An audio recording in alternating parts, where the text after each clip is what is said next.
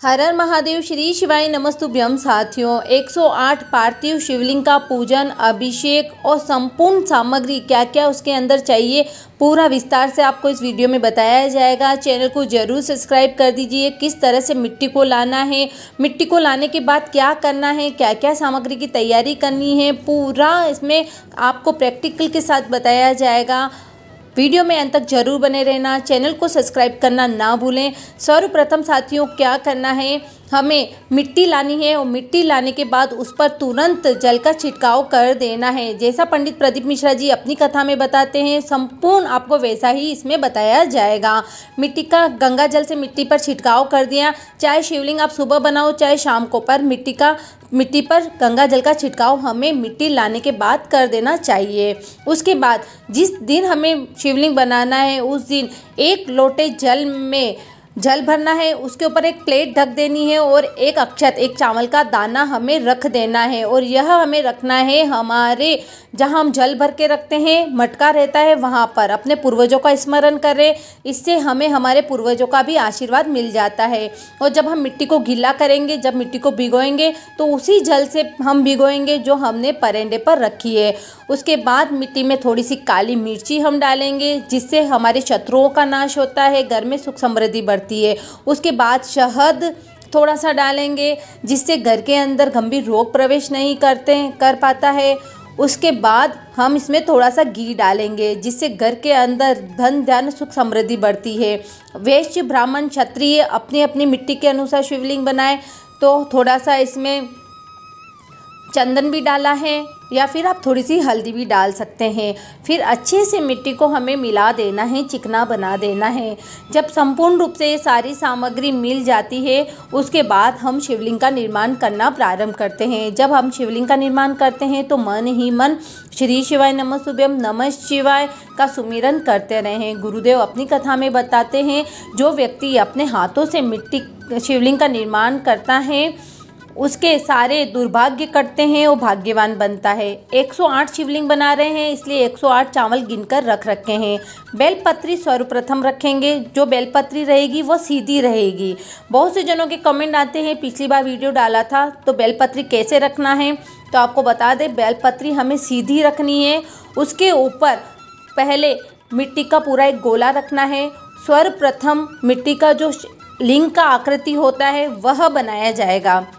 गुरुदेव कहते हैं पहले लिंग बनेगा, उसके बाद जलाधारी का निर्माण किया जाता है।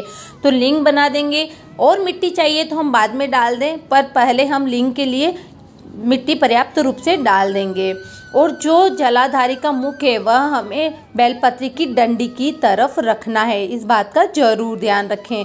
बड़े भाव से नमः शिवाय, श्री शिवाय नमस्तुभ्यम नमः शिवाय का सुमिरन करते हुए हम शिवलिंग का निर्माण करेंगे।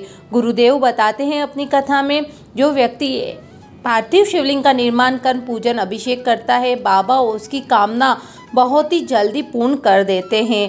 कहते हैं हर महीने मासिक शिवरात्रि आती है, तो प्रत्येक शिवरात्रि पर पार्थिव शिवलिंग का निर्माण कर पूजन अभिषेक करने से मन वांछित फल की प्राप्ति तो होती ही है, घर में कभी भी कोई संकट भी नहीं आता है। तो इस तरह से शिवलिंग का निर्माण कर, अगर आप वासुकी नाग बनाना चाहते हैं, लगाना चाहते हैं तो लगा सकते हैं। बाकी शिवलिंग के अंदर भगवान शिव का संपूर्ण परिवार विराजमान रहता है, तो अलग से नहीं भी बनाओ तो भी चलता है। ऊपर से थोड़ा सा हमें घी का लेपन जरूर कर देना है, जिससे जो भी हम अभिषेक करेंगे वह शिवलिंग हमारा गलेगा नहीं, क्योंकि अभिषेक भी पूर्ण रूप से होता है दूध, दही, पंचामृत, गंगा जल इत्यादि से, तो हमारा शिवलिंग गलेगा नहीं। तो इस तरह से हमने शिवलिंग का निर्माण किया है। यहाँ पर मैं नाग बना रही हूँ, वासु की नाग बना रही हूँ, आप चाहो तो आप भी बना सकते हो। तो इस तरह से वासु की नाग हम बनाएंगे। बस मन ही मन हमें भगवान का सुमिरन करना है। वीडियो को मैंने इसलिए एडिट नहीं किया है जिससे आपको संपूर्ण जानकारी मिल सके। पिछली बार जो वीडियो बनाया था उसमें सबने बोला था ये बीच में क्या है, तो बीच में हमने बड़ा शिवलिंग बनाया है।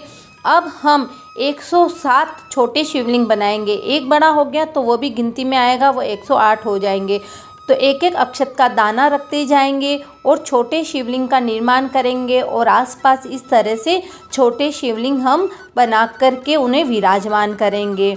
तो बड़े ही भाव से बनाएं, इनमें कोई ज़्यादा समय नहीं लगता है साथियों। अगर एक बार करने लग जाएं हम ये पूजा तो बार बार मन में विचार आता है कि कब शिवरात्रि आएगी, कब हम ये पूजा करेंगे, या कब सोमवार आएगा, या कब सोमवार की अष्टमी आएगी और हम इस तरह से पूजा करेंगे। तो इस तरह से थोड़ी थोड़ी सी हमें मिट्टी लेनी है और हमें इस तरह से शिवलिंग का निर्माण करते रहना है। जब 107 शिवलिंग हमारे पूर्ण हो जाएंगे उसके बाद हम पूजन अभिषेक करेंगे। तो इस तरह से आसपास हमें सभी शिवलिंग को रखते रहना है, एक एक अक्षत का दाना जरूर लगाना है। अब आपका प्रश्न होगा कि जो हमने लोटे में जल भर के रखा था उसके ऊपर जो अक्षत था वह कहाँ लगाए, वह भी हमें शिवलिंग के ऊपर लगा देना है। तो मुख्य शिवलिंग पर आप वो लगा सकते हैं। तो इस तरह से आप देख सकते हो संपूर्ण तैयारी हो चुकी है। अब मैं आपको सामग्री बता देती हूँ, आप नोट करना चाहें तो ज़रूर कर लीजिए। हम हमारे घर में बिना पंडित के भी हम खुद स्वयं भी शिवलिंग पूजन कर सकते हैं, पार्थिव शिवलिंग का। तो आप नोट कर लीजिए, अक्षत, चावल, इत्र, रोली, मोली, धतूरा, बेलपत्र, पुष्प, सीजन के फ्रूट और जो हम मीठे का प्रसाद घर पे बनाएंगे वह, अभिषेक का संपूर्ण सामग्री है दूध, दही, घी, शक्कर, पंचामृत। तो ये सारी सामग्री ले रखी है। इत्र, जनेऊ, यहाँ आज नारियल के जल से भी अभिषेक किया जाएगा, इसलिए नारियल भी साथ में रख रखा है। तो ये संपूर्ण जो हमारे पास घर में सामग्री है, काली मिर्च, इलायची, लौंग, ये सारी सामग्री हम ले सकते हैं। सरसों के दाने जो भगवान शिव पर चढ़ाई जाती है और जो हमारे पास घर में है वह सब सामग्री हम ले सकते हैं। ज़्यादा भगवान को आडंबर की ज़रूरत नहीं होती है, बस भगवान तो भाव के भूखे हैं, मन के भूखे हैं। तो बस इसी तरह से हम पार्थिव शिवलिंग का पूजन करेंगे। आप देख सक रहे हो अभिषेक हो चुका है और अब ये पूजा हो रही है जिसमें अबीर, गुलाल और इत्र भगवान को चढ़ाया जा रहा है। उसके बाद पुष्प चढ़ाया जाएगा। ये जब संपूर्ण हमारा पूजन हो जाता है तो विसर्जन भी हम उसी दिन कर लेते हैं। रात्रि में पार्थिव शिवलिंग को नहीं रखा जाता है, पर गुरुदेव बताते हैं जब महाशिवरात्रि होती है, शिवरात्रि होती है, तब हम रख सकते हैं। पर रात्रि में ही शिवलिंग का हम विसर्जन भी कर लेते हैं। तो ये जब संपूर्ण पूजन हो जाएगा उसके बाद रात्रि में ही भगवान का विसर्जन करें। और जब विसर्जन कर रहे हो तब जलाधारी को देखते हुए अपनी कामना जरूर बोलें, जिससे वह कामना निश्चित रूप से पूरी होती है। अब विसर्जन किस में करना है? विसर्जन आप घर में किसी भी स्वच्छ पात्र में, कोई भी पात्र ले लीजिए, उसमें अच्छा सा जल भर लीजिए, उसमें आप विसर्जन कर लीजिए। उसके बाद वह जल या मिट्टी आप बेलपत्री के वृक्ष के नीचे या किसी भी वृक्ष के नीचे डाल करके आ सकते हैं, बस तुलसी के गमले में आपको नहीं डालना है। तो इस तरह से संपूर्ण पूजन अभिषेक संपन्न होता है। महादेव सबकी कामना पूरी करे। इसी के साथ साथियों चैनल को सब्सक्राइब करना, वीडियो को जरूर शेयर करना। हर हर महादेव, श्री शिवाय नमस्तुभ्यं।